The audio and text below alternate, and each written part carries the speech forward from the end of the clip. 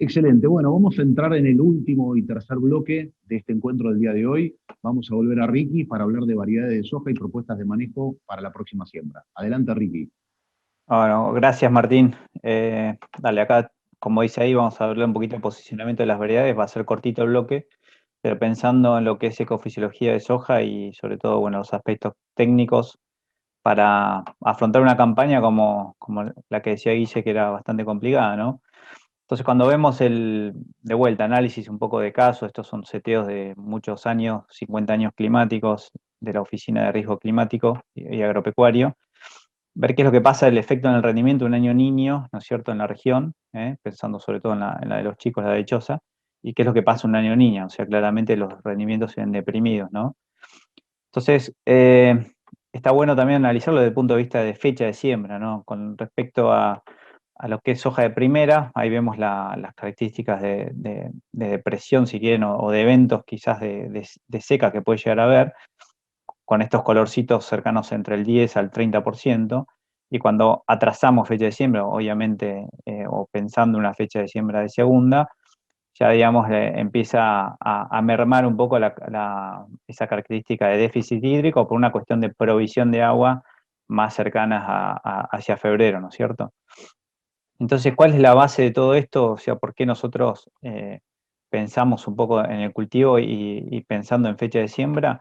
Lo que queremos hacer es, como decimos, captura de recursos, sobre todo lo que es radiación y ni hablar de agua, para generar rendimiento, ¿no es cierto? ¿Dónde vamos a centrar esa captura de recursos? Alrededor del periodo crítico, que es alrededor de R3 a justamente R6, ¿no es cierto? En ese momento es el momento en que si nos falta algún tipo de recurso, podemos llegar a estar perdiendo rendimientos potenciales.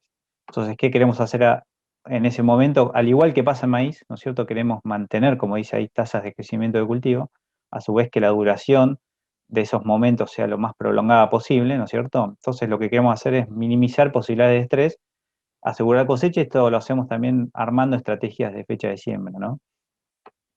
Entonces, cuando analizamos distintas campañas de qué fenómeno, o sea, qué es lo que puede ocurrir, digamos, distintas situaciones de evento de si el año es neutro, niño o niña, y qué es lo que pasa con las frecuencias de rendimiento, ¿no es cierto? Un año neutro vemos que la distribución es bastante homogénea entre ambientes de alta y baja productividad.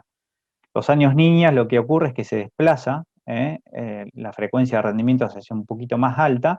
Obviamente los ambientes de alta productividad son los que se van a destacar, pero lo más importante es ver qué es lo que pasa a los años niñas, ¿no es cierto? Acá, en este caso, estamos analizando campaña de la 16, 17, 17, 18, que las niñas fueron moderadas o suaves, pero lo que vemos en principio es que el rendimiento se deprime, y lo más importante es que la variabilidad del rendimiento es muy amplia, que es lo que pasa muchas veces en los años niñas, ¿no es cierto? Y lo podemos ver acá en ese coeficiente de variación. Vemos que hay lotes, digamos, que rinden más con respecto a otros y lo hacen de distinta manera, y eso también va en la explicación aparejado con una cuestión de manejo, ¿no? Entonces, ¿qué podemos hacer? Empezar a meter, digamos, como decíamos, manejo, empezar a meter variedades o empezar a ver qué tenemos de opciones dentro del portfolio para tratar de ubicarlo lo mejor posible, ¿no es cierto? De acuerdo a los ambientes, empezar a entender en qué ambiente estamos, si es de alta productividad, baja productividad, y en función de eso empezamos a meter los distintos materiales que tenemos, ¿no es cierto? Acá tenemos un ejemplo de 4309 y 3821, que la 3821 es un lanzamiento de este año, que es STS, que iría bien focalizado para los ambientes de alta productividad en la región. Y obviamente cuando tenemos frecuencias de ambientes de baja, vamos a tratar de alargar el ciclo e ir con estos materiales, por ejemplo 5028 o 5030 Intacta STS. Entonces, para ir a ejemplos concretos, uno siempre piensa en maximizar tasas de crecimiento o rendimiento a través de la radiación, ¿no es cierto? Pero sabemos que la radiación no es la única limitante, o se vuelve un factor secundario cuando la limitante empieza a ser el agua, ¿no es cierto? Entonces, una manera, digamos, de tratar de sortear una situación de déficit hídrico que ocurre alrededor de, como decíamos, diciembre y centrados en enero, lo que podemos hacer es, como vemos acá tenemos genotipos de grupo, esto es un ejemplo extremo, ¿no? Es un grupo 3 medio hacia un grupo 5 corto, y está bueno porque podemos ver qué es lo que pasa con el ciclo, ¿no es cierto? En cuanto a días, ¿no es cierto?, a una misma fecha de siembra, y a su vez qué es lo que pasa dentro de un mismo ciclo de madurez, o un grupo de madurez, qué es lo que pasa en la medida que nosotros atrasamos fecha de siembra. Lo primero que vemos es que cuando alargamos ciclo, ¿no es cierto?, los días se extienden, ¿no es cierto?, vamos alargando hasta inclusive podemos llegar a un extremo de 15 días de más de ciclo entre un extremo y otro.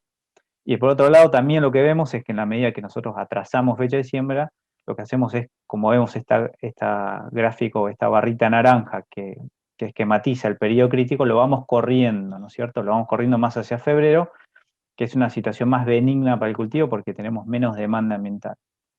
Entonces lo que queremos hacer es, como decíamos, mantener esa tasa de crecimiento, mantener la duración, ¿no es cierto? Minimizar las posibilidades de estrés y asegurar, como decíamos, la cosecha. ¿Cómo lo hacemos?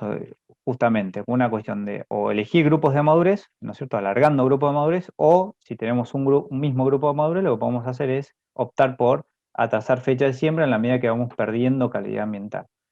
Siempre no hay que dejar de descuidar también la factibilidad del riesgo, digamos, de excesos hídricos que obviamente vienen con las lluvias otoñales. Entonces, para ir cerrando, ¿qué tenemos como opciones dentro del portfolio? Como decíamos, la 3821, que es un lanzamiento de esta campaña, que es una 4 corto STS, que la verdad que es de alto potencial de rendimiento y muy buscado por nosotros para ese segmento, y obviamente va a ir focalizada a los mejores ambientes de alta productividad, ¿no es cierto? También acompañando esta soja podríamos ir con una 4309, que también es de alto potencial de rendimiento y ya empieza a haber muy buena estabilidad, sobre todo en los ambientes de baja, o 4621 intacta STS, que también acompaña a la 4309, pero ya es una versión, digamos, intacta, y a su vez le provee la tecnología STS. Y en la medida que vamos perdiendo calidad ambiental, obviamente nos empezamos a meter en los grupos más largos, ¿no? Los 5 cortos, como puede ser una 5028 versión STS, o una 5030, que es el equivalente al 5028, intacta STS. Entonces, para concluir, ¿qué estrategias tenemos para tratar de mitigar una situación de estrés hídrico? Como veíamos, podemos hacerlo a través de alargar el grupo de madurez, o sea, ir pasando de los 4 cortos hacia los 5 largos. Con esto lo que hacemos es tratar de correr el periodo crítico hacia una situación más benigna.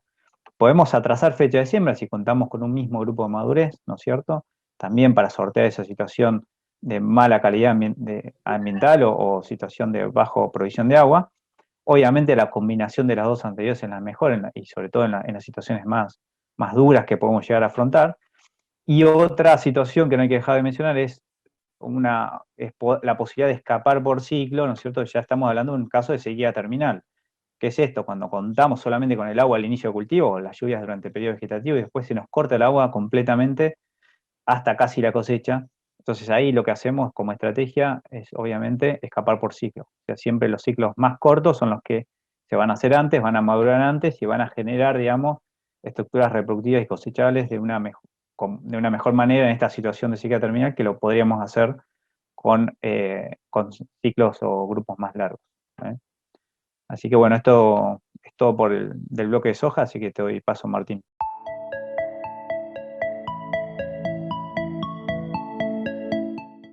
Excelente, Ricky, excelente.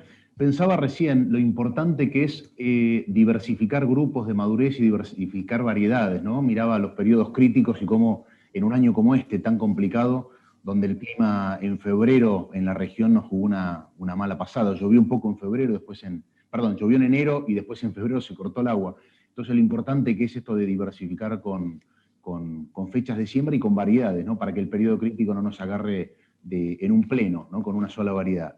Bien, Ricky, si bien recién nos contabas algo de soja, específicamente en el bloque estamos en soja, pero vamos a hacer una excepción porque nos llega una pregunta que tiene que ver con maíz, así que vamos a ir un poquito, unos minutitos nomás, volvemos a maíz. Nos pregunta Pablo Trabuco, ¿qué híbrido de maíz para el sudoeste de Entre Ríos y bajas densidades? ¿Qué híbrido sugieren? ¿Sí? Entre Ríos, bajas densidades en el sudoeste. Imagino Victoria, Gualeguay, todo por ese barrio. Y a continuación pregunta si es macullador o espiga flex, ese híbrido que vas a mencionar. Bien.